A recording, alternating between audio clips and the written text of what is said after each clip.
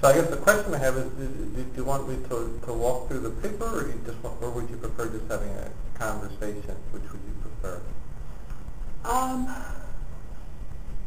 I guess we should need some sort of overview of the topic, because while I've read version 1, most people haven't, and they need to have some grip on what this is. Right. But then I think we do want to talk about practical sorts of things. Okay. And also in here you talk about the theory of the nation state towards the end, which I thought was quite interesting given what we're doing right now, given the stimulus package.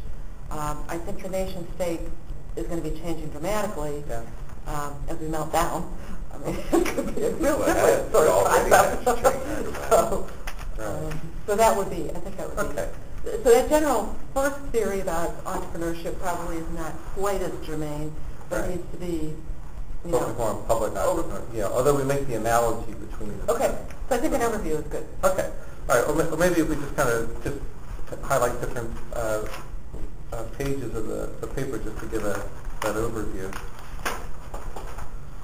So just on the abstract itself, we're looking at the nature, the incentives, and the constraints on public entrepreneurship to innovate in the public interest. And we'll define what's meant by public entrepreneurship in a second. And then, as you mentioned, we'll also talk about a theory of the state towards the end of the paper.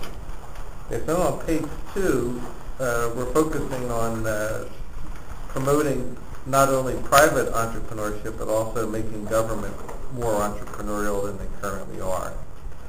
And so we call this then public entrepreneurship because the focus is on innovative processes, that is the generation, translation, and implementation of ideas that are in the public domain, and also the effectiveness and efficiency of organizations that would promote such public interest. Now, of course, my good friend Peter actually put in this footnote at the bottom of the page, and in particular the last couple of lines there, I think would resonate with most libertarians. So when we write the word public, we're actually referring to deliberate pursuit of public interest, which isn't to say that you also can't have people acting, the Austrian view is people, if they act in their own personal interest, it also can be for the public good. Right. So, but here we're also saying that there's also some potential for actually deliberately trying to do something for the public good that's focused on the public and not just on the self. But I thought which was also good, is, at least from what I read, is you indicated that politicians could be doing it for, personal aggrandizement also. Yeah. Right. And that may actually sometimes be for the public good, but not guaranteed at all. Right. Exactly. Right. So on page 3, we emphasize that we know very little about how to structure organizations to act innovatively, experimentally, creatively, and responsibly for public interest. And so one salient example of public entrepreneurship can be seen in the widespread legitimation in recent years of privatization and global outsourcing of many functions that had traditionally been by the government. So now you have more privatization of construction of roads. As a matter of fact, I was looking on CNN's web page, and that there's a story on the front page of the CNN about in Kauai, in Hawaii, the people of Kauai actually got $4 million together and built the roads because they didn't wait for the government to do it. They just did it themselves because it was all these business people for their own interest. They can build their own roads, and so that was the headline of today's CNN. So it's kind of perfect setting for what we're talking about. My husband's cousin called me yesterday because there was a news story that somebody in Gary, Indiana, had been aggravated by some pothole for long enough. They filled themselves, right? So he went and bought $7 of asphalt filler. Yeah, they filled themselves, right? Did it, and they were commending him. Somebody did that in Chicago, and they got dumped on. About not doing it properly, and all of it. So this was a There's something about KFC wanting to donate money. They don't want to donate money. They'll fill the pothole, and then they get to put their logo over it. Oh, right. There's growing interest and work in privatization of of roads and highways Mhm. in this country, and So, almost unanimously the stories are successful. Yeah, yeah. You know, Right. and one of my of course some sectors of the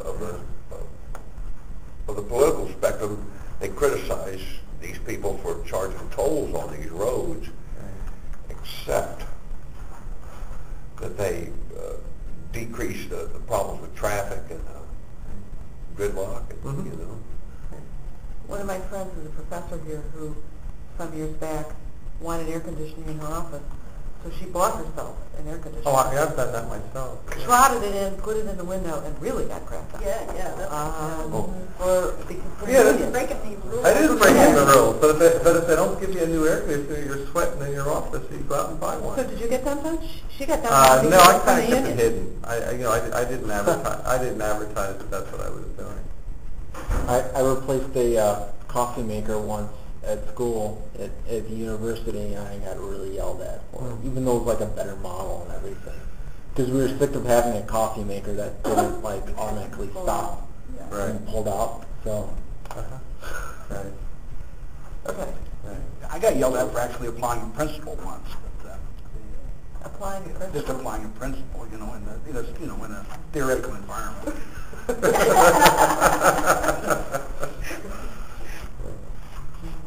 Okay, so, and then on page 4, the other thing we point out in the paper is that when politicians say the word public interest, it's typically not very well defined, right? And you hear it every single day. The public wants this, the public wants, and so there was a very famous economist named Kenneth Arrow. He wrote a book in 1951, and it sometimes is called Arrow's Impossibility Theorem. And Yes. are you familiar with that? Oh, yeah. They're plotting this out. In fact, I would like an exposition of this because the Dems are trotting this out to oppose IRB. So, okay, I'm thinking Okay. it. All right. So Arrow's Impossibility Theorem is just that it's extremely difficult to aggregate preferences. So, for example, if even with 3 people, one person prefers candidate 1, candidate 2, and candidate 3, and the second one has 3, 2, and 1, and the third one has 2, 1, 3, then you can have pairwise voting, like vote the first candidate against the second candidate. The second candidate might win, and then you have the second candidate versus the third candidate. And the third candidate might beat the second one, but if you just had candidate 3 vote against candidate 1, 1 might beat 3. So in other words, it's not transitive. The order in which you vote will actually influence the outcome, even in a simple case of 3 people. And given Wait. Okay. Could you apply this to IRB? Do you know what IRB is? Instant runoff voting is where every voter gets to say, this isn't like we're going to go for 3 candidates. We all say, this is my first choice, this is my second choice, this is my third choice. Yes.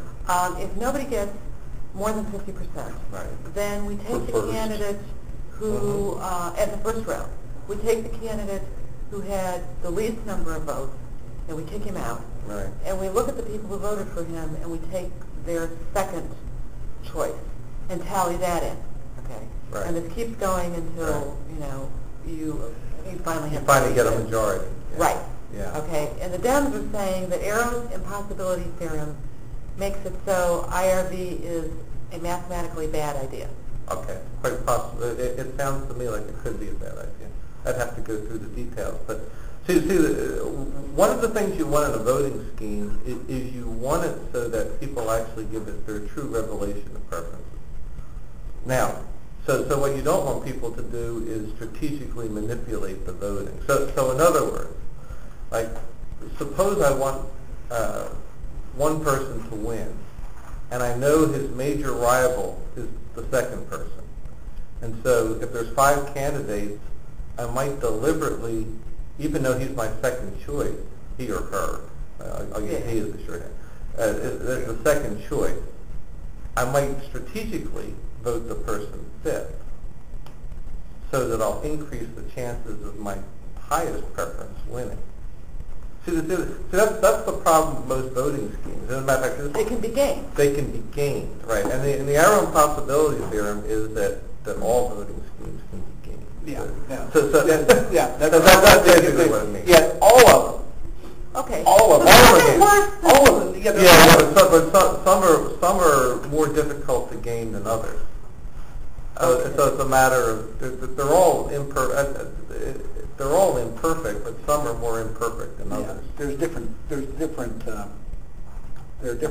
ways of manipulating. The different ways of analyzing them for their manipulability, their representation ability, different things, and none of them, like these 5 things, and none of them get more than 4 out of 5.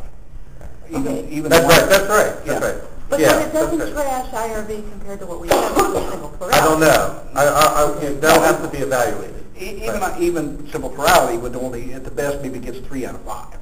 Really. I mean, And this theorem has not been repudiated. It's a mathematical certainty. Okay, so this is hard math. This is considered. Okay.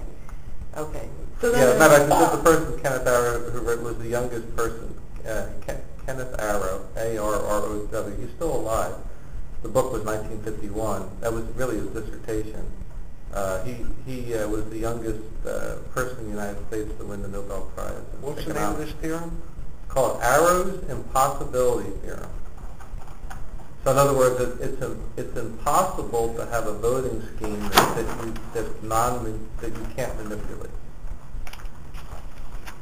What was that? It's impossible to have a voting scheme where when you aggregate everyone's preferences that there's not an opportunity for gaming it. Okay. All right. Great. This is fantastic because this was something I needed to track down by Tuesday. Yeah, and if you Google that, there's thousands of papers on that. They give you the equation written on this subject. You have the math. It gives the mathematical. It gives the math. All the criteria. All the math is there too. Right. What do they find to say about this? Well, I mean, the point is you can have various voting schemes that are along the different criteria. Some are better on one criteria, some are, so they go through all the different voting schemes that you can possibly have. Okay, great. This is by the way, plays through when you're doing faculty hiring too. Right? So even when you have 7 people in a group, and someone wants their preferred candidate, and they can quickly see who's the major person who's competing with the person they want, and then the other person, someone will vote last, even though they would vote him second. But then it happens with the other person, and the other person wants the second person, and they know the first person, so they do it too. So you get so hardly anybody, even in a 7-person group, even when you like each other and you're good friends and everything else, there's a lot of manipulation of the voting going on. That kind of thing went through my head in an election that I participated in senior in high school. We had to choose between 2 people, and I didn't really know one person, but I knew the other person well. So I just vote the other person high scores and mark the other person all low scores just because I wanted the other person to win. Right. Okay. So we do recognize that when we say public interest, it's a very loose term, and how do you actually define what the public interest is? And then there's an example here. Particularly if you aggregate, it may actually be impossible if you actually have 2 opposing groups of equal size, each holding strong preferences for diametrically opposing actions. Right? Then what does it mean, the public interest? Right? So you have 50-50. And they want to do exactly the opposite thing. So what is the public interest? Second, individual interests are multifaceted, and therefore you can have alignments of coalitions, but that may be unholy alliances or temporary compromises. It's really not a coalition that's going to hold together. And then third, private interests are constantly changing. So what you would call in the public interest in 1970 may not be the public interest today. So I guess one thing is we're respectful about the fact that when we say it's for the public good, that's a temporary, can be a temporary or maybe not legitimate concept in certain contexts. Then on page 5, when we talk about, we're trying to think about entrepreneurship in non-market settings. And kind of in the middle of page 5, I think the key idea to the paper is in that sentence, where the word "we" starts in the sort of second half of the right-hand side of the page. We also maintain that public entrepreneurship, appropriately defined, is not only a substitute for, but can also complement private entrepreneurship. And the story that's in the paper is, her name is Eleanor Ostrom. Now there's a person who'd be really interesting to have talk. Eleanor Ostrom she's in her mid-60s now, and she's still active as a professor at Indiana University. And in 1965, she wrote a dissertation on public entrepreneurship. So she's the one who actually coined the term in 1965. And the story she told has had a big influence on my thinking about the connection between government and using the markets. And her story was there was overuse of water in the basins in California. And so you actually had to have a lot of organizations cooperating to solve the problem of overuse of the water. So when you let the organizations voluntarily, privately come to a solution, they did not come to a solution. Now here's kind of the quirky thing about where government can be helpful. Government can be helpful even when they're incompetent. And here's how. When it was clear that there was not going to be any private solution, there was actually, in the court system, a judge said, okay, if you don't come to an agreement, this is what we're going to do to solve the problem. And the solution was so bad that it actually got all the private parties to then say, okay, we are going to have to solve this ourselves, thank you. Or otherwise the government's going to step in with a really awful solution.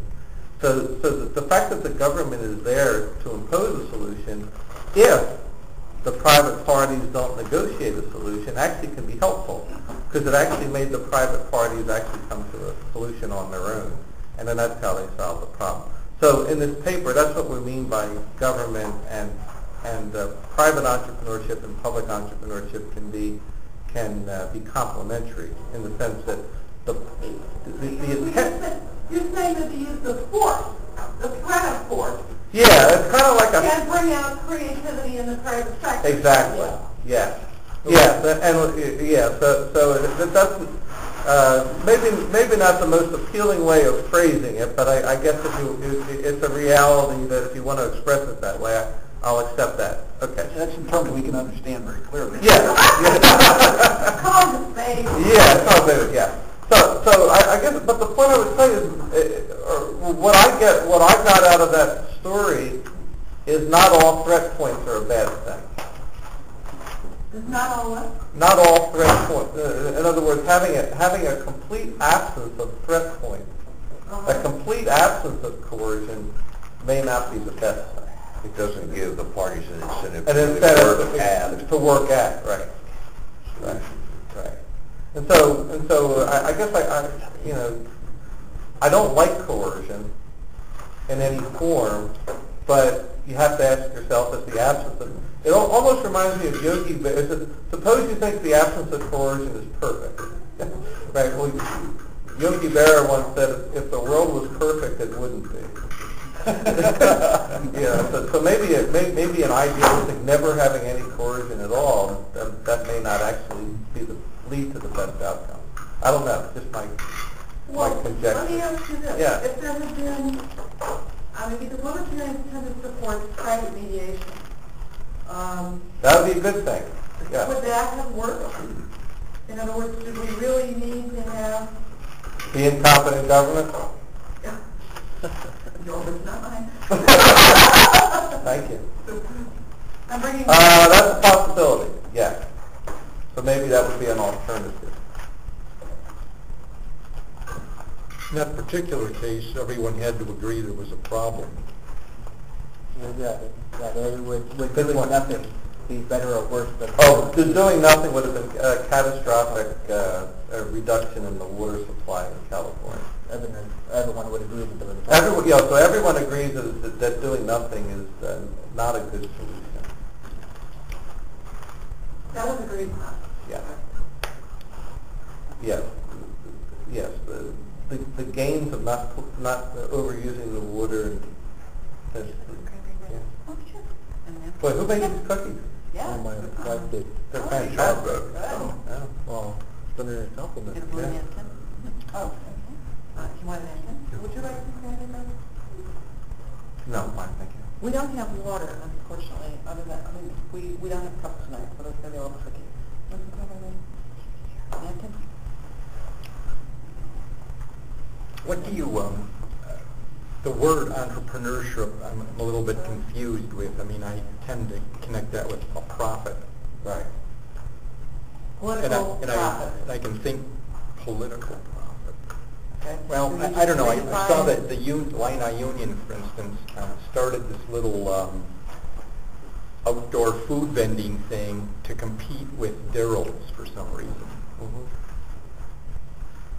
Is that, I mean, I don't know what was wrong with them. Why would they try to put them out of business?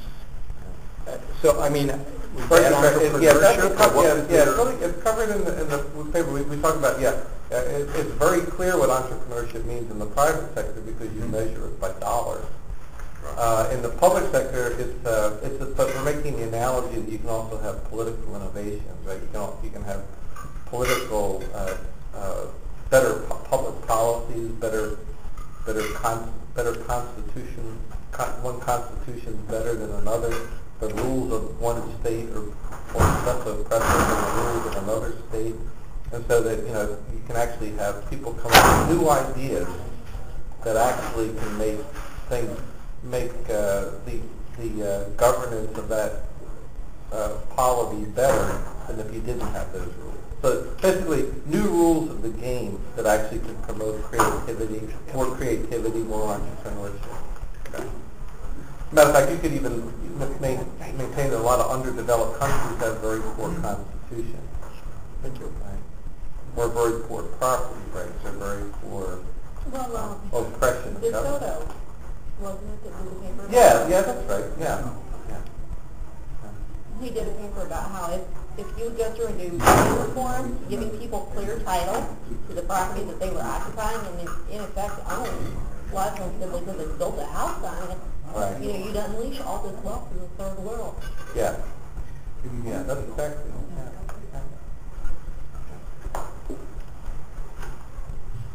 I can see I have a well-read audience here. That's got a good thing there. That's a good thing. But that keeps me on my toes. Okay, then on page 6, so that's what we say then.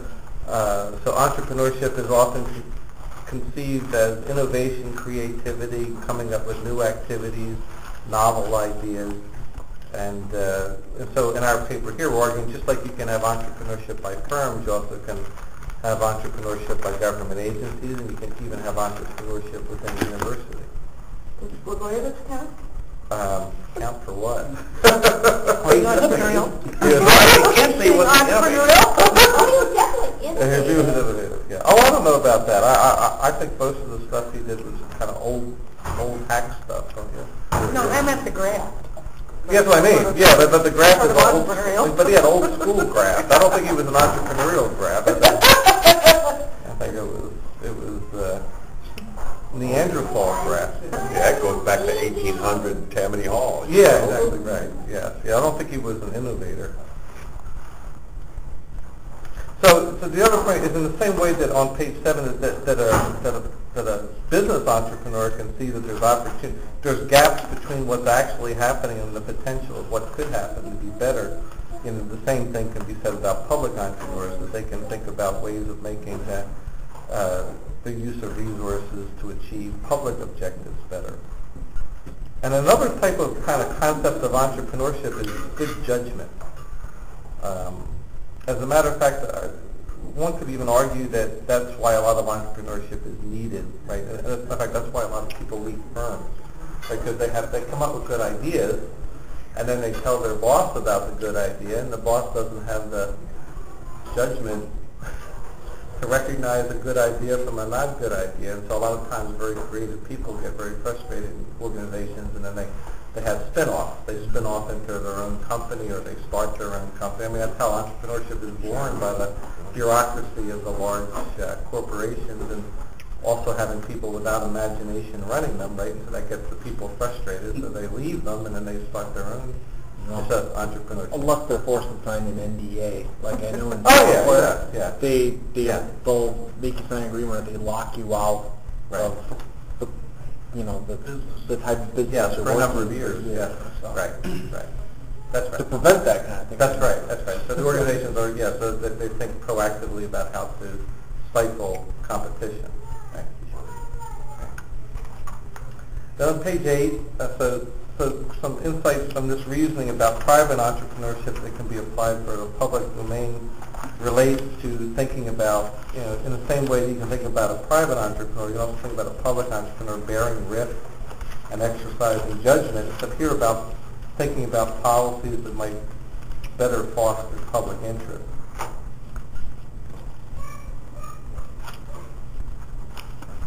And so on page 9, that's how we define a political entrepreneur. A political entrepreneur is someone who comes up with policy proposals and political positions that have a dynamic change from the existing procedures.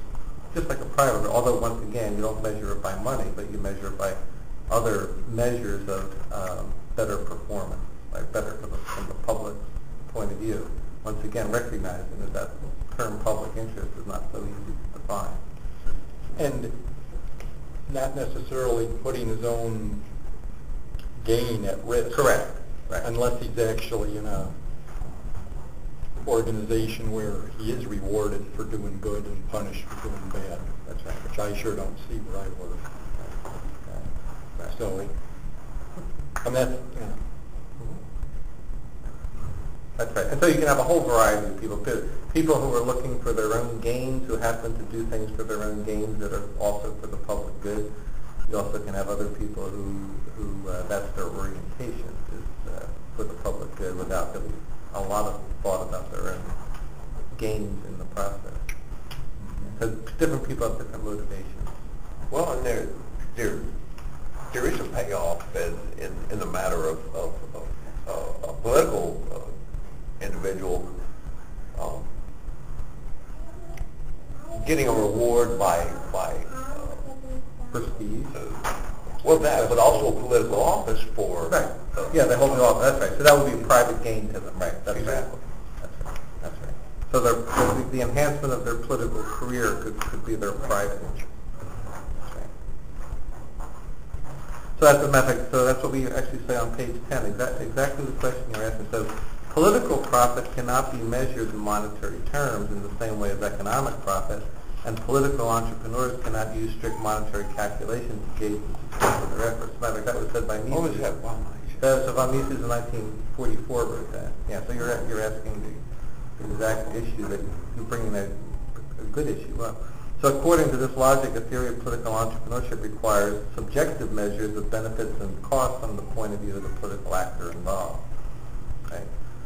Also, at the bottom of the page, there's another Nobel Prize-winning economist, but he's also somewhat of a historian, too. His name is Douglas North, and so he subscribes to the characterization of thinking about the role of the state is to actually reduce the cost of private parties of negotiating to create value. So that would be the potential positive aspect of the state. Now, could you go over that in some detail? Because I discovered later, when you were getting into the theory of the state, that that was a real issue. I mean, if we don't understand that, we're really missing something. Right. So let's take this from the top. Yeah. I'll start by saying what's taught to every economics student in the United States, first of all, back when I was a graduate student. It's the idea that, like, think of, as a matter of fact, Ronald Coase in 1960 wrote a very famous paper called A Problem of Social Costs, which helped him win a Nobel Prize in economics. And the problem of social costs in 1960, he gave an example of, think of a wheat field, and suppose a railroad is going by the wheat field, and suppose the sparks from the train ignite, right, the wheat in the field. So that's the kind of, to use the jargon of economics, that's a negative externality, right? It's a cost to somebody else by the action of the railroad. Now, Coase's idea is that we should not just jump to the conclusion that we need to regulate the railroads to not put sparks of fire onto the wheat, but rather that the other potential solution is to have the private parties involved negotiate a settlement, right? So in other words, and his idea is, if the wheat is far more valuable than what's being transported on the train, then the wheat farmers should be able to pay an amount to the railroads to have them stop putting fire to the wheat, right? So in other words, they should be able to bribe them or pay them, or you don't need the government to come in and say don't do this. You can actually have if you're making, you can say to the railroad, well, how much money are you making by transporting this? And then say, okay, we'll give you that amount of money, and so you'll stop that because they're making so much. Can't they just go to court and say, hey, you wronged me? Well, they can't. They can't. My wheat is worth. Shouldn't the railroad pay the farmer for damaging the fields by driving through it? Yeah, but Coase's idea is that the farmers stopping the railroad from going through is causing. So his point of view, it's reciprocal, right? So if I have my railroad going through, I'm causing harm to the farmer. But if the farmer says, hey, you're causing the damage to me, and I want you to stop your activity, then that's reciprocally causing harm to the railroad, right? So in some sense, it's symmetrical. I know from a fairness point of view, by the way, it seems like they're causing harm to the others. So from a intuitive point, but if we just think about it in terms of the economics, Coase is asking the question: is it more valuable to have the wheat? This is just efficiency. This is not equity or fairness. Utilitarian perspective versus a rights perspective, then. Yeah, I guess it's looking at the collective wealth. It's looking at the size of the pie. It's not looking about who gets what. It's looking about how do you maximize the size of the pie. And the amount of the size of the pie is going to be determined by how much value is created by the railroad going through and how much value is created by the farmer producing the wheat. In other words, if the farmer's wheat is really, really tremendously valuable, right, then they can just pay the railroad to stop.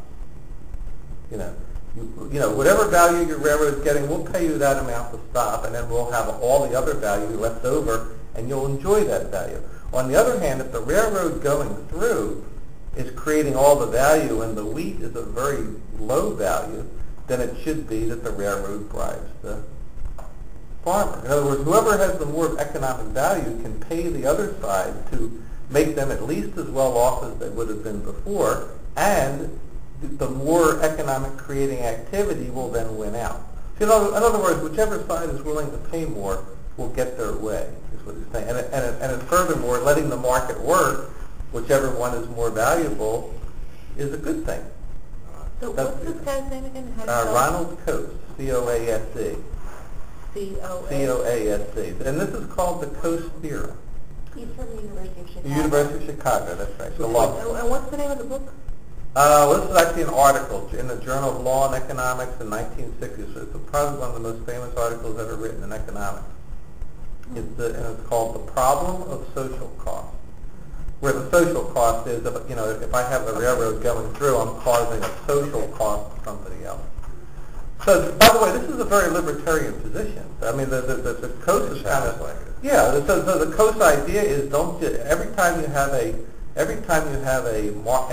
negative externality to someone else, don't automatically think you need to have the government come in. Right. Right. Sometimes you can have the parties negotiate among themselves and come to a solution privately. Well, that would mean that if from an externality becomes an internality, and actually is reflected in the Oh, great! You should be in a PhD program because that's the term they use. Have you had any economics? No, I'm interested in that. Yeah. Well, the term the economists use, the jargon they use, is you want to internalize the externality. That's the phrase. So the internalizing externality is, if it turns out that you need to penalize the railroad for putting the sparks, then you actually make the railroad pay, and then once the railroad pays the social cost, it then becomes their own private cost. So what you're trying to get is, or put it another way, the best solution is where the extra benefit is, if the extra benefit is greater than the extra cost, you should do it. And if the extra cost is greater than the extra benefit, you shouldn't do it.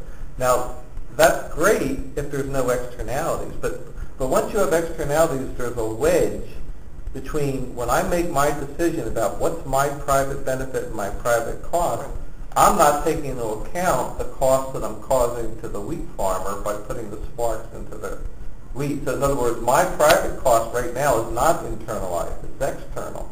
But then if you put some kind of payment that I actually have to incur, if I internalize the cost that I'm doing to the wheat farmer, then my private cost becomes equivalent to the social cost, and then you have, so what you want is marginal, the extra social benefit to equal, if the extra social benefit is greater than the extra social cost, you want to do it, and the extra social cost is greater than the extra social benefit, you don't want to do it.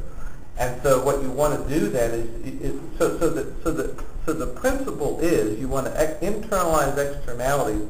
So the principle is you want people's private costs and private benefits to be the same as the social costs and the social benefits. When that alignment happens, then people's self-interest is going to lead to the collective good. So that's the idea. Yeah. I have an engineering background, That makes so sense. it seems to me what you're really saying is you want to enlarge the system. But what you're saying is... You want people's individual calculus to take into account the true benefits and true costs, not just for yourself but for others. But you're not coercing them into doing it.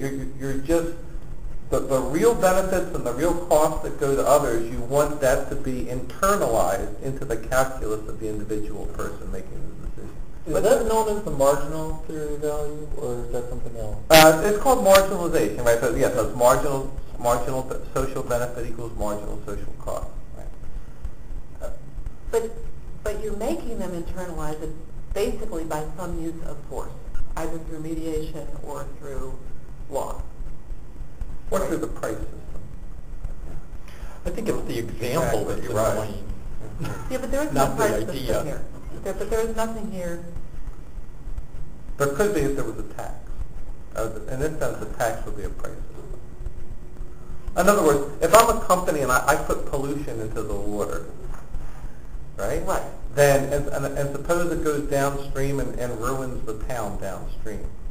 And suppose that's an externality, right? So in other words, I'm going to be producing stuff that's going to cause lots of costs to somebody else. Right. If I don't have to bear them, I'm not going to worry about it, and all that's going to happen. So now the question becomes, how can we have my decision based on me calculating all the damage I'm causing to the community downstream?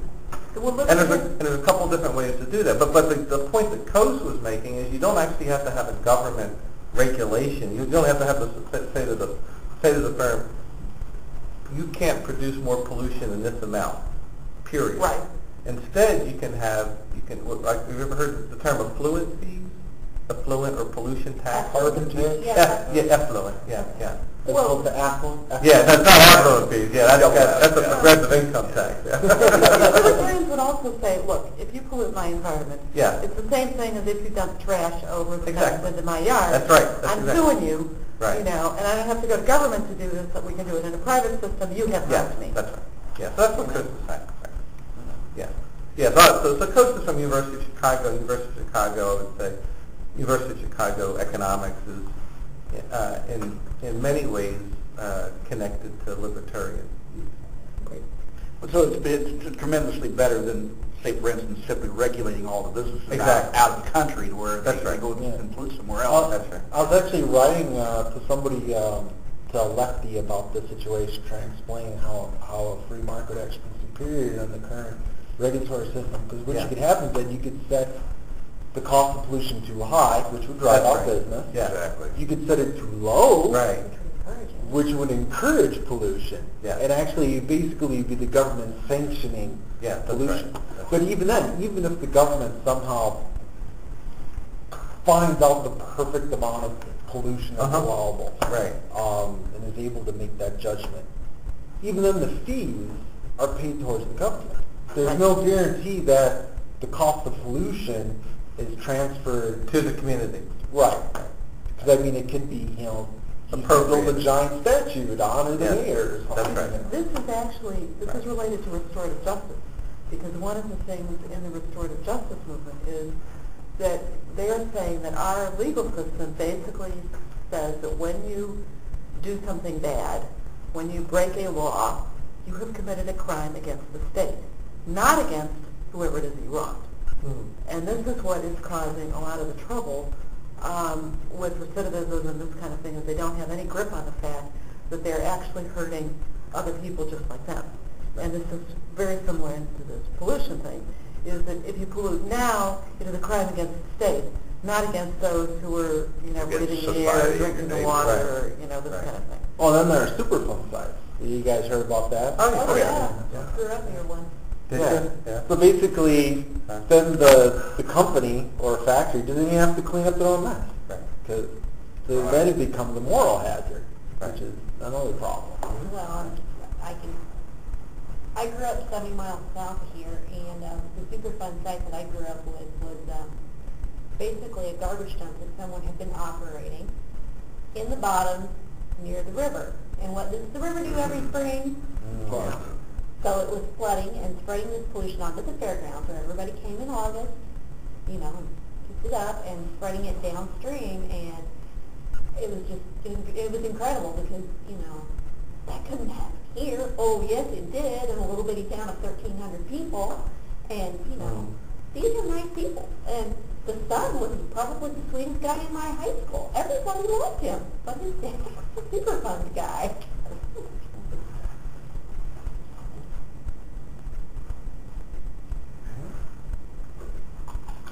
And on page 11, towards the bottom. So we're just defining entrepreneurship as promoting. We got to go back to this north I'm side. sorry, the north side. We Okay. talked about I'm Coase, sorry. okay? Now comes to the nitty-gritty of North, Right. saying what does he consider the proper role of government to be? Well, The the transactional interesting thing process. about Douglas North is, unlike most people, his views changed throughout his career. So when he started out, in the early part of his career, he looked at very optimistically that laws would change to create value within the society. So he was, I would say, extremely optimistic about the role of the state and the role of law to help create wealth in nations So you're saying that he thought that the state would change laws for the public good. Yeah. to Create wealth for the nation. create wealth. Okay. Okay. But then by 1990, he wrote a very famous book which is referenced in here, so within the paper. And so by 1990, Douglas North said, if you look through most countries and most time periods throughout most of history, the government rules are used by rulers to stymie the wealth of nations and growth, and to be used for the benefits of the rulers themselves. And it took till 1990 for somebody to state this? Well, for an American economist to state it, yeah. Well, who was it wrote The Wealth of Nations? Adam Smith. Adam, yeah. So it's used by rulers to promote their own wealth. For their own wealth, right. Yeah. Okay. Right, so constitutions and rules have been used throughout most of history by most rulers. So that's his argument. So if you ask the question, why do underdeveloped countries stay underdeveloped? And that's because unlike the optimistic prediction that gets taught to most graduate students in economics, that property rights are, so the statement given to most students in the graduate program in economics is property rights are going to evolve towards efficiency. In other words, property rights, in other words, getting back to the Coase Theorem, in other words, it really became a question of who has the property rights. Does the railroad have the property rights to go through, or does the wheat owner have the property rights to block the railroad from going through and damaging their crops? And the Coase Theorem is that the property rights will evolve towards efficiency. And what that means is that if the wheat is more valuable than whatever the railroads are carrying in their railroads, then the wheat farmers will pay the railroad. And if the value of the railroad is greater than the value of the wheat, then the railroads will pay the wheat farmers. So in other words, the Coase Theorem is saying you're going to wind up at the same solution no matter where you start. And the final result's going to be whatever is more valuable is what you're going to wind up with. But whatever that's most valuable shifts through time. That's true too. Then there'll be renegotiation every time. Okay, so he's saying that property rights shift depending on the value. Okay. Whoever's willing to pay more gets their way. Gets another way of putting it. Okay. So and that increases the size of the pie in terms of the money. So we'll come to some equilibrium, but it may be a shifting equilibrium. Absolutely. Okay. But So in other words, if wheat becomes 5 times more valuable tomorrow, then that can shift who pays whom. Okay, great. having grown up on a farm, a wheat farmer has a certain input cost. A railroad has a certain input cost.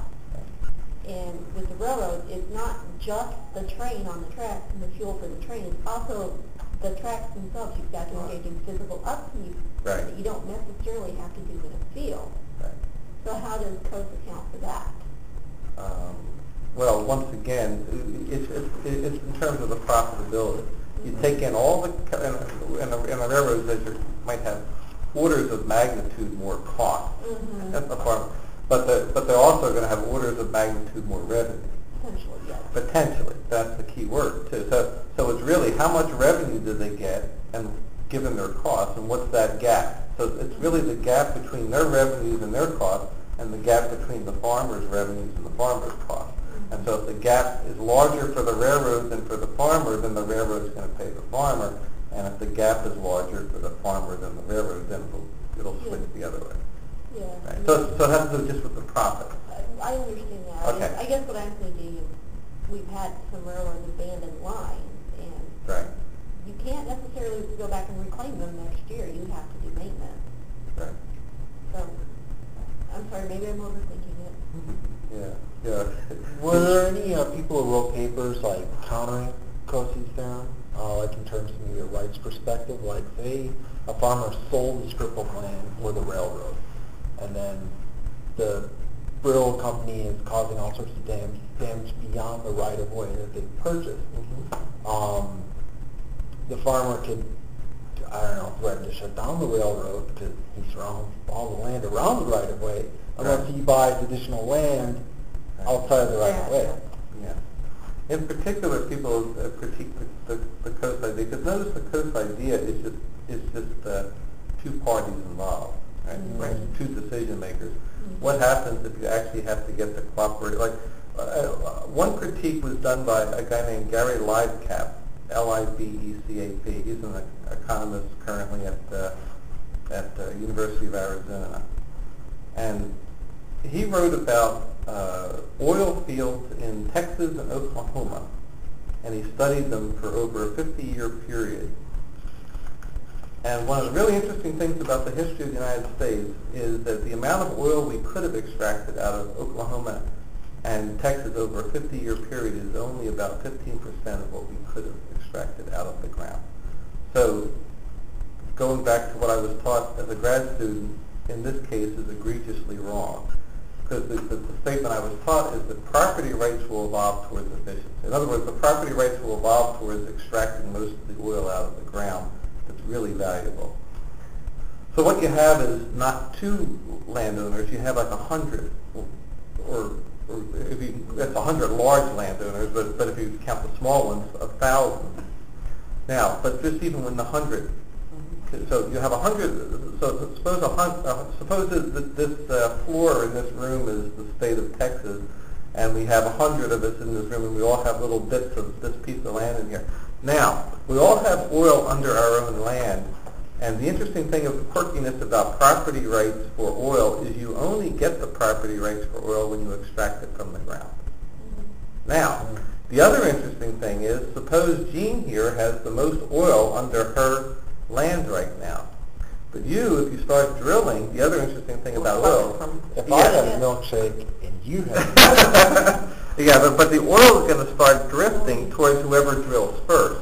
However, if Jean drilled first, you would get a lot of the oil out of the ground. When you drill first, a lot of the oil gets over here, and it winds up somewhere here and never gets extracted at all. Matter of fact, 85% of the oil never gets extracted because you're always drilling at the wrong place. What's even worse is if we all start drilling, it's going to reduce the ground pressure, and so you're going to reduce the amount of oil you take out of the ground even more. So now there is a solution to all this. The solution is what's called oil field unitization. And what unitization means, unit means one. Let's all agree to only have one of us drilling. And then we all, exactly. You guys are always ahead of me. Yeah, well, I teach my students, they're not ahead of me like this. They're kind of, seriously? Yeah. Where did they grow up? I don't know. That's because they're paying for theirs.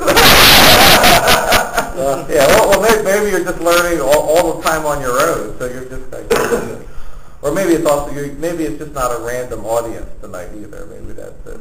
Right? So people who are engaged in thinking, I guess. Yeah. So well, and then college students aren't.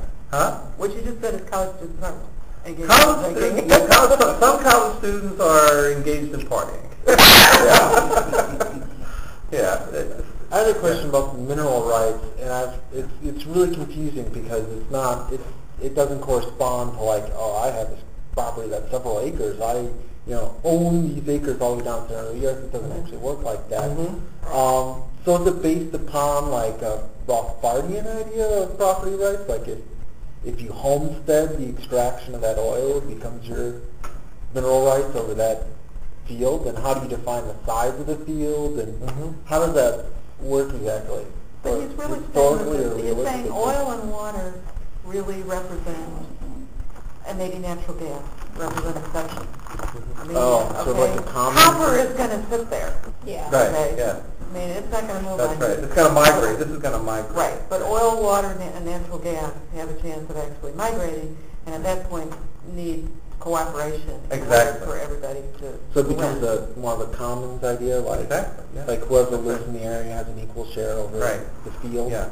Now the problem is that, and here's where the difficulty comes in, is that everybody, and this gets into strategic, just like the voting strategic misrepresentation of preferences, here the strategic misrepresentation of, everybody is going to say, oh, I got a lot of oil under my ground. It's really pressurized, and I want it. Yeah, exactly. Yeah. So my share of the oil that comes out of the ground should be 20%, because right now I have 20% oil. But if you add up everyone's claim of their oil, that adds up to like 450%, right? So that can't possibly be correct, right? So you have this. You also have asymmetric information. You have better knowledge of what your little field has in terms of oil, but you don't have the knowledge of what everyone else has.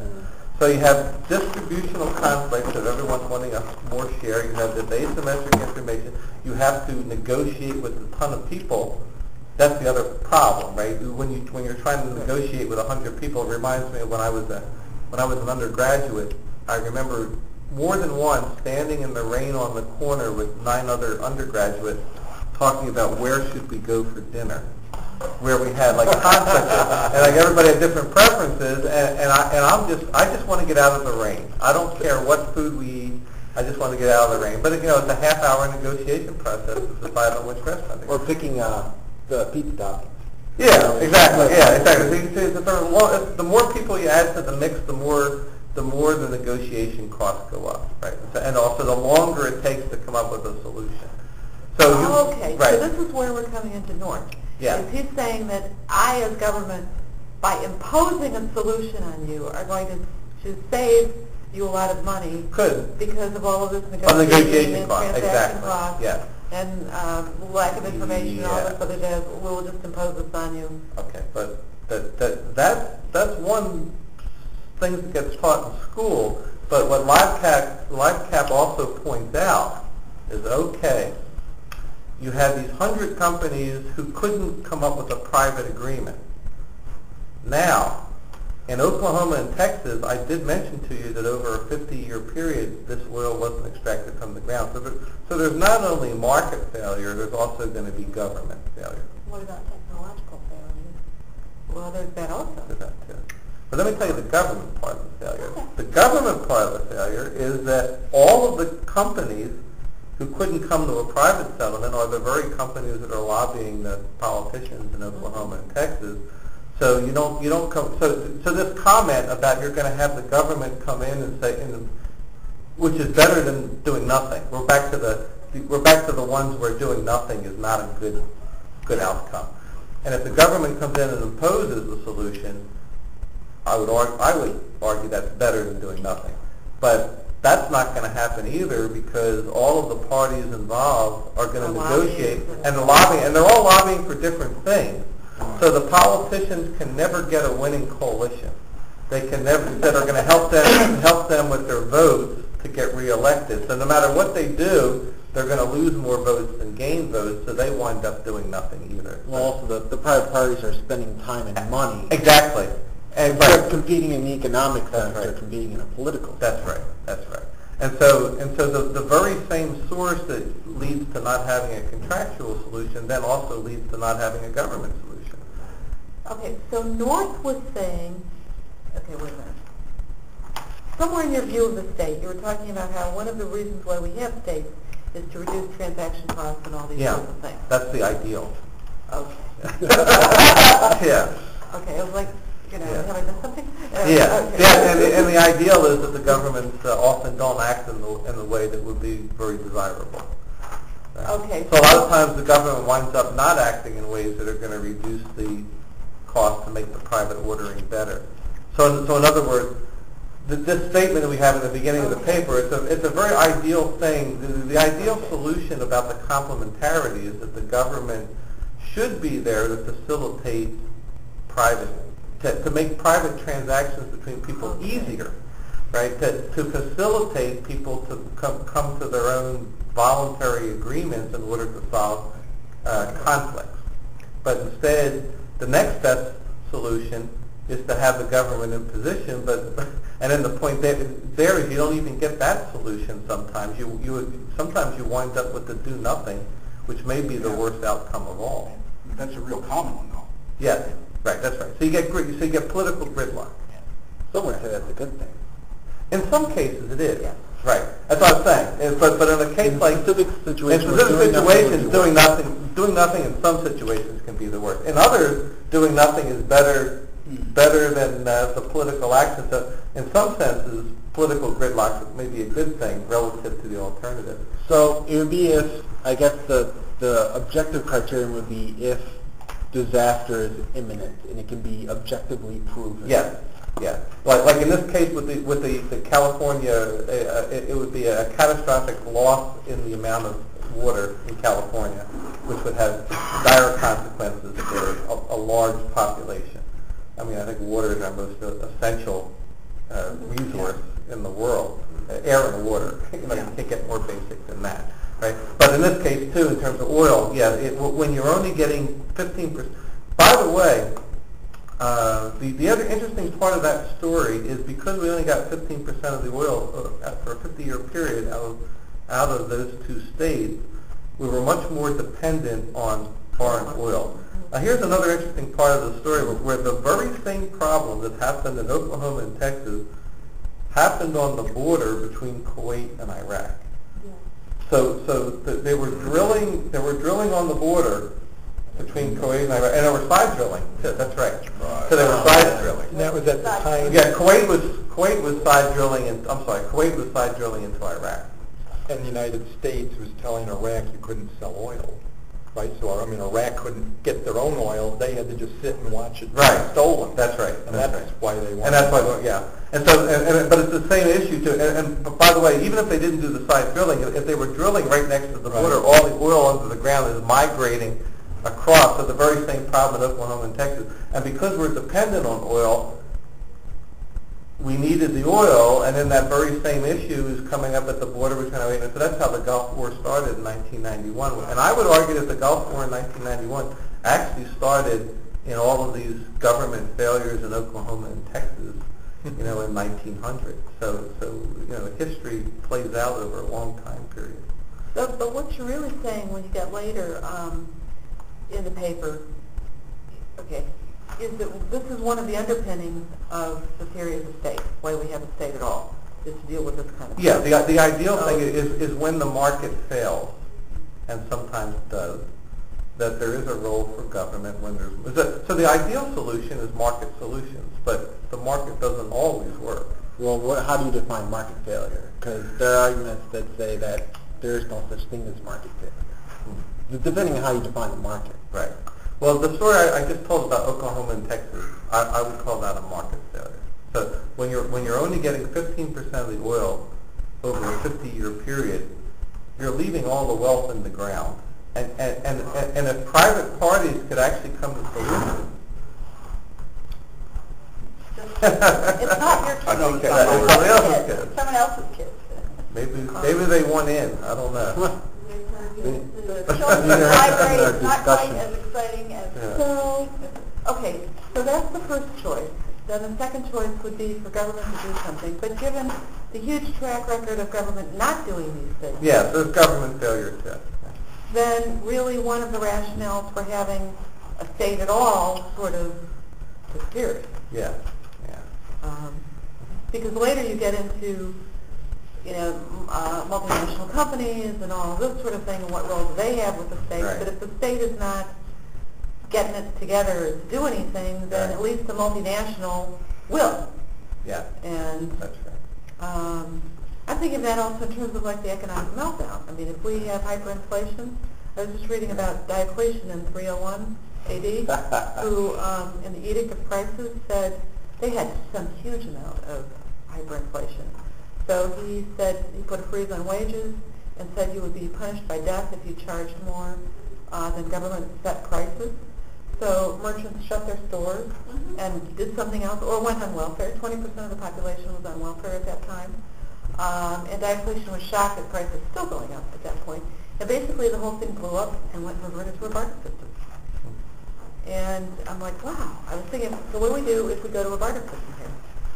Well, we have a very complicated economy that's sort of tough to deal with via barter. Although if you go to Google and type in the word counter trade, counter trade, that's the international equivalent of barter. So sometimes you have the folks in Russia, they'll sell their vodka.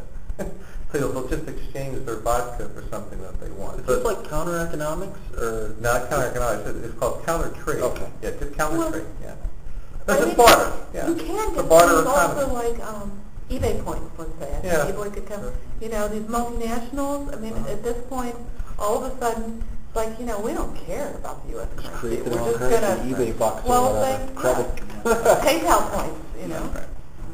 Okay, sorry. I kind of have a mixed feelings about the power of the multinational. I agree with your point that when there's government failure, there can be many good instances where the multinational, it's a good thing that the multinational overrides the state, the government. But there's other cases where, like I remember as an undergraduate, or maybe as a graduate student at the time, reading about the International Telephone and Telegraph Company. It's called the book is called The Sovereign State of ITT. Anyone ever read that one? No, I didn't read that. So the Sovereign State of ITT was International Telephone and Telegraph was involved in the overthrow of the Allende government in Chile. So they were so you can also have the multinationals making decisions overriding what the preferences. I don't know if that's the preferences of the people or not, but the point is that they can theoretically make decisions that are overthrowing what the what democratic rule would have wanted, right? So Yeah. so you can have some concentration of power that can override the preferences of the majority. So I think it's a mixed bag, personally. Well, Yeah. I think everything's complicated, actually. As a matter of fact, I think one thing about coming here tonight made me think it's I think so many problems are just so. Or maybe the big takeaway from tonight would be that I think that the most disciplined way of thinking about things is first of all, what's the problem? So I think everything's contextual. I think the right solution depends on the context. And then secondly, I would also say that it's I always like the phrase, it's a comparative assessment of imperfect alternatives. Right? So in other words, if someone tells me that, and I think there's three different ways of solving things, right? Or three different mechanisms, right? There's using the market, there's using the firm, or there's using the government. And so if someone tells me, and this was the point of Coase in 1960, if you tell me that the price system's not perfect, in other words, there's problems with the price system, you don't automatically jump to the conclusion, well, let's not use the price system, because the alternatives of using the firm, multinational firm, or to use the government, both of those may be worse. So one thing you can say for sure is no matter what mechanism you use, there's going to be a lot of imperfections in it. The question then becomes one of which, in this particular problem, which solution is going to be worse.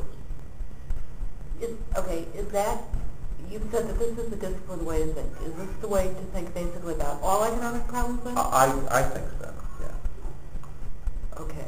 I think almost all economic problems are comparative assessments of imperfect alternatives. And I think the lack of disciplined thinking is when someone just tells me that something is imperfect, therefore we don't do it. If something's imperfect, you're not going to do anything. Did you ever hear the expression, the best is the enemy of the better? Oh, yeah. The perfect is the enemy of the good. Yeah, exactly. So just because you tell me something's imperfect, that's not a deal killer. Yeah, you actually, there's also a saying in politics, by the way, you can't beat something with nothing. Right. Yeah. So you have something and you can criticize it all you want, but in order to get me to change, you're going to actually have to offer me something better. Yeah. Well, these are arguments that are usually trotted out to justify why somebody doesn't want to do something because it's not in his personal interest and he doesn't care in the public interest. Right. That's the political reality of this. Right. We're back to Arrow's theorem. Yeah. You know, the Dems don't want it because they don't feel it benefits them. Right. You know. That's right. And that's why I think sometimes you may not come up with the best solution, but if you can, wherever you are now, I guess maybe this is the pragmatism in me coming out. May I please have your attention? The Urbana Free Library will close in 29 minutes. Borrowers who wish to apply for library card It's free, but it's limited. circulation desk within the next 14 minutes. Yeah. Thank you. Yeah. So you know, whatever solution that someone comes up with, I want to hear what the alternatives are, and then I want to compare them.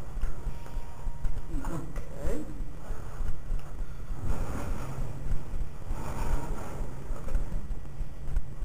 Oh, and then the other thing I was just going to say is that you know, suppose there's some politician blocking a really good bill that would be helpful to most people because there's nothing in it for him or her. Okay. Well, You're saying make something in it for him or her. exactly. Benefit the whole. Right. So I'm saying that you may not, if the best one is going to be blocked, can you come up with something better that's in it for them or her that makes you better off than where you are now? Right. So can you build a coalition that's going to make you right? So can you do something that makes the collective better off, but also is in it for the person who's making the decision? Can you bribe Madigan? That's kind of a reason why our political system is having so many failures, though, because they'll have this bill, and then in order to ramrod it through, they got it's log rolling. Pork. Yeah. So it makes it twice as bad as it originally was. Yeah. Well, but I guess that's the point. Then you're worse off than where you were to begin with. But the example I was giving that was where just one person's holding out. Yeah, or just a small minority, and if there is some log rolling that's needed to get it through, that on aggregate makes things better off. And I guess being pragmatic, I think those things need to be done. Otherwise, you're always at the status quo, right? And in the status quo, once again, it's that issue again. Is the status quo not a very good thing? Yeah, if the status quo is okay, then we're back to the issue that you said earlier. Maybe the political gridlock's a good thing. And if the amount of pork that you have to do to get this makes the medicine worse than the disease, then you're probably better off with the gridlock, right? So the issue is to do nothing. Pragmatically the best you can hope for right now, or can you do better than that? In Urbana, we often like to do nothing. We try and push doing nothing, don't we? Well, that seems to be the best you can do. Well, markets do like stability, though. They do. So most often doing nothing, even if the status quo is kind of crappy, is right. At least the status quo we know. Businesses can make accurate decisions because they know nothing's going to change. So we can go ahead and do something in Urbana. We just make you wish that you hadn't done it. Exactly. We're trying to fend off change, frankly. I would take all the politicians to the beach and let them pound sand for a couple of years. Maybe this country can recover a little bit. It's going to get real interesting, I think, from a libertarian point of view. It's like we're heading down I know. we're driving over the cliff. I know. Well, we're halfway there. So this has been fascinating. Is there more that you feel that we should cover in your paper that we haven't? No, that's fine. I guess just one other thing about the things that go on now, and the really difficult. By the way, my brother works at the Federal Reserve Bank in New York, and he's one of the head people dealing with the AIG bailout. oh, that's fun. Yeah. So he gets up at, as Gene knows, I hardly get a chance to talk to him the last several months. He gets up at 4 in the morning and sometimes works till 11 at night, and he has 2 kids too, so he doesn't. Wow. Doesn't sometimes he'll go an entire week without seeing them. You know, he gets in so late, leaves so early. So you're making personal sacrifices to do basically a bad thing from a libertarian. And the one thing I will share with you is that the Federal Reserve Bank was surprised by I'll use the adjective, the arrogance of AIG paying out all the payments of the bonuses with the taxpayer money. That was incredibly arrogant. Wasn't the argument, though, that they had already Committed to it before the committed money. to those bonuses before? Yeah, but some of them weren't committed to it. But maybe implicitly. But that's hard to say. Hard to say what people's expectations were and everything. But you can also decommit. And that flies in the face of what a bonus is. A bonus is when you do well, right? Yeah. But in this case, it was to stay, to sort the mess out, right? I mean, well, I'm not going to give a waiter a tip after he's dumped my plate of food in my lap. Right. Well, if some little kid tricked him. Yeah. But I don't think, I think it was Congress their own should have doing. gotten involved in So it. how does he feel about what he said? His comment is that the U.S. What lesson have you learned from all that's gone on? His comment was the U.S. economy is far more fragile than I realized. Was his comment. The economy is far more fragile. So that trying to keep the ball rolling is preferable to starting from scratch due to the social upheaval, something like that? Or I don't think there would be social upheaval. what, if you rebooted?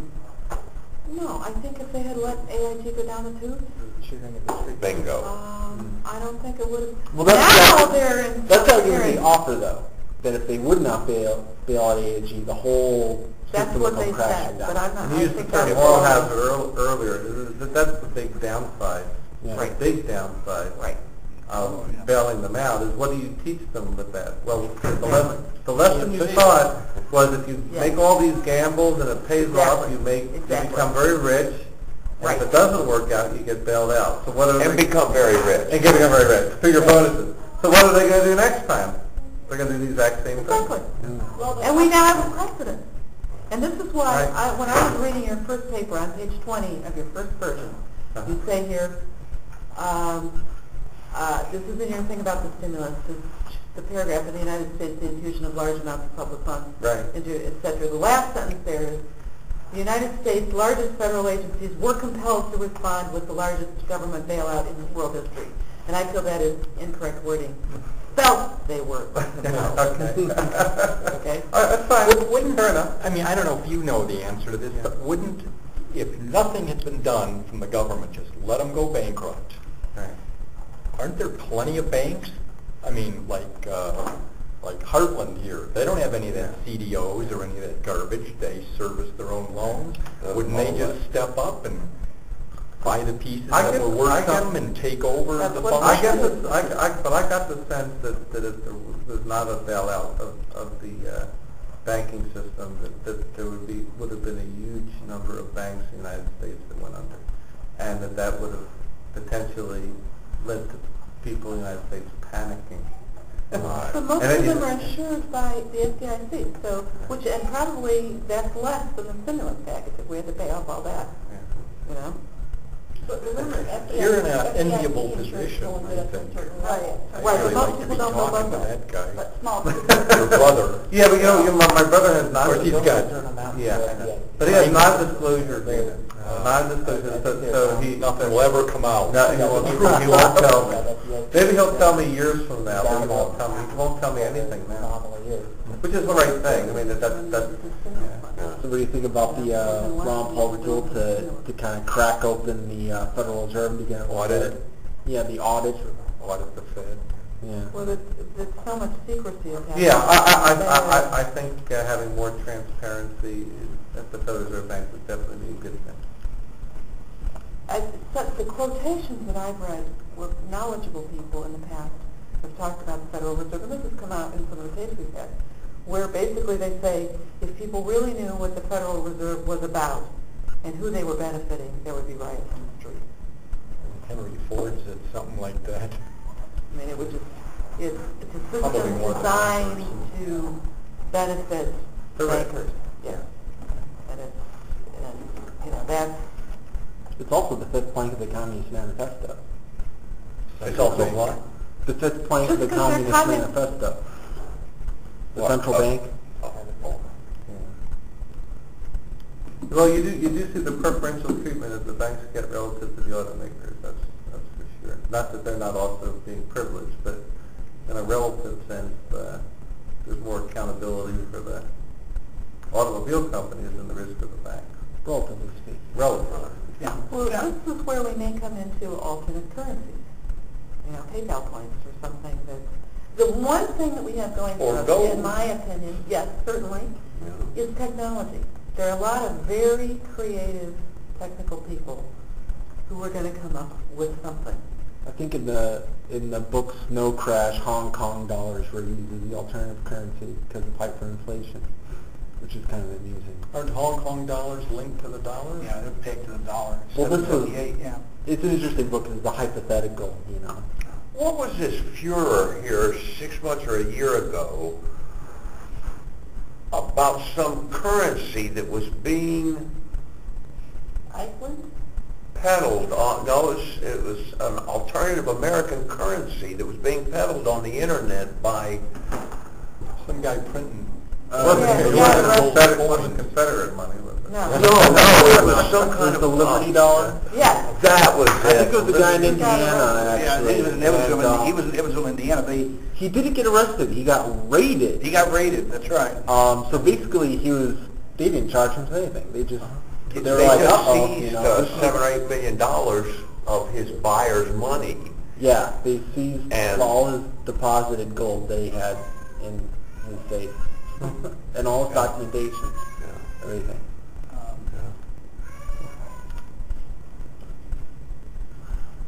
Guns that has the guns. Yeah. So if you're going to use gold, just don't tell anybody about it. How did they get the gold, people to turn their gold back in the 30s? I should have researched it, but how did they get them to do it? I mean, they confiscated gold from the individuals, but how did they get it done? Did they give you more dollars, I think? I think that was the idea. They bought it back, bought it out? Right. I don't know the details. They made it illegal to own gold. Right. They made it illegal, and they basically, it was sort of like eminent domain on the gold supply, is what it was. And I'm pretty sure it was illegal to use gold from that point on, so that... Oh, yeah, then you'd be... I think the legality of using gold, I mean, you have to pay sales tax on exchange. This is why companies, even if you threw a gold bar down on the desk or on the register, be like, hey, I want that TV set, here's like a couple ounces of gold, they'll say no, because then they have to do all the accounting, store the gold, sell the gold, pay sales tax on it, then pay sales tax on your purchase. So it's what's that law about bad money drives out good money? Gresham's law. But see, this is one of the things with eBay points that could change, because it's in the system. Or Eagle. You can use your eBay points. I mean, you sell something, you get eBay points that you can use to buy something. So it is merely bits that are used, to intermediate in that private universe, and then there's no sales tax necessarily. Well, Eagle was a system. It was kind of like a 100% reserve bank using gold, basically, so that you could exchange, a symbolic value of gold in that way. I'm sure you could set up a system with dollars too, where you just store the gold, and as a company you hold gold, and then you give certain, you give access like a debit card, so that when you use a debit card you get dollars out that deducts gold from the account. I mean, in theory, it's possible to do that even with dollars. There's different kinds of script, and But the real problem is where you were going to store the gold so you don't get raided. I mean, that's Well, some reserve banks pretty. May I please have your attention? The Urbana Free Library will close in 15 minutes. Borrowers who wish to apply for or renew library cards should come to the circulation desk immediately. The main elevator will close for public use in 10 minutes. Individuals who need the main elevator and all groups in the auditorium or conference room should return to the first floor at this time. Thank you. Does that mean we're kicked out? The Federal Reserve Bank has their gold located between floors, and it's all locked. And then it has its, because we took a tour, and then its elevator, it also goes into the floor and then twists. So the access to getting to that floor is almost impossible. So I think there was one of the Die Hard movies was they tried to steal the gold. You're not going to get into that vault. And then the gold is so heavy anyway that you couldn't carry it.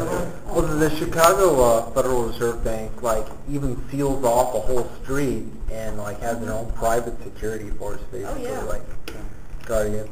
And it's pretty amazing. Immensely. Thank you. I was also very impressed with how well read you guys are. Well, what ought we be doing? What ought we go? What ought we do from here? We can talk, we sit around and say that's really cool, but what ought we do? From here. I'm reading a book on gold and silver investing. Well, the restorative justice is a good start, because imagine if you use restorative justice in terms of pollution, for example. I mean, why should it only be reserved for petty crimes and things like that? I would just say, as a citizen, my complaint about politics discussed currently is that people are always saying, let's use the market, or people are always saying government's the solution, and I hardly anybody hear the more nuanced idea that government rules should be used to facilitate private transactions. So in other words, it's just that idea that there's, there is that phrase which gets manipulated in very poor ways, but I still like the idea of this public-private partnership, that there is a role for public setting the rules in a way that facilitates private parties This is what swing. we're trying to Libertarians do. are, though. Oh, okay. Because, I mean, we get accused of being anarchists. And even though I feel like being one sometimes, I think everyone who calls themselves a libertarian knows something's going to pop up in its place. I mean, government, gangs or something's going to happen. So A de facto government. yeah, something will happen. This is So what we're let's trying to do in use it. Urbana, is like with restorative justice. We're trying, because liberals like to tell people what to do, and because they run the joint, we're sort of working with them to try and say, okay, like what they want to do right now is to fine landlords for bad behavior of tenants, okay, which is asinine. That's pretty pathetic, perhaps. Well, hold on. So what we're trying to do is see if you can't do something like, instead of the police being frustrated by they have people causing trouble and they can't do it because the laws don't deal with these things, if you could turn the screws on them so that they go into some alternative thing, like restorative justice, where it's like, okay, either you do this alternative, which is in the private sector, and you do it appropriately and they sign off on you, or you go to jail. So that it's trying to use the coercive power of government to get people into private solutions, basically. As the first step. It's not necessarily ideal, but if you're trying to get libertarian ideas implemented, they have to be implemented Pragmatically. with the blessing of liberals, because that's the game. The winning right now. coalition. You need a coalition. Yeah. Yeah. Sometimes you have to start small and build from there, Right. too. That's right. Transparency is a good first step. I mean, if you can just build up moral outrage by simply revealing how certain bureaucracies operate. It's very hard. They play some real clever games to prevent moral outrage. This is happening at the county level. Like how the moldy wood got installed is partly protected because the co-administrators have clauses in their contracts saying they cannot be publicly criticized by anyone in the county board. This means you can't bring it up. And no kidding. Is it You the can't- First Amendment violation? I mean, just... This is the county board cannot say anything that would be perceived as criticism, which means you can't talk in an open meeting about, like, how did we get this moldy wood. And I would see, part just- of what this does... I would challenge them and just start talking about it. If they are on my calendar, this comes up in November for renegotiation. So what are they going to do? Like, No, but if see, you bring this- it up, this- are they going to no, call hold the on. sheriff and drag you out of the This- room? I can bring it up. They can't. But they're the Oh. ones, the board knows what happened. And this is a clause that protects the people on the board who allowed it. Oh, I see. Like So- Steve Beckett. So they're not Okay. required to answer any of your questions? I think we're about to get lost in today. Pleasure to meet again. All right. Liz, nice meeting you too. Thanks for Matt, coming out. my pleasure. Thank you. And thank you. It's really interesting. Nice Thank to you. meet you. Go over. Take care.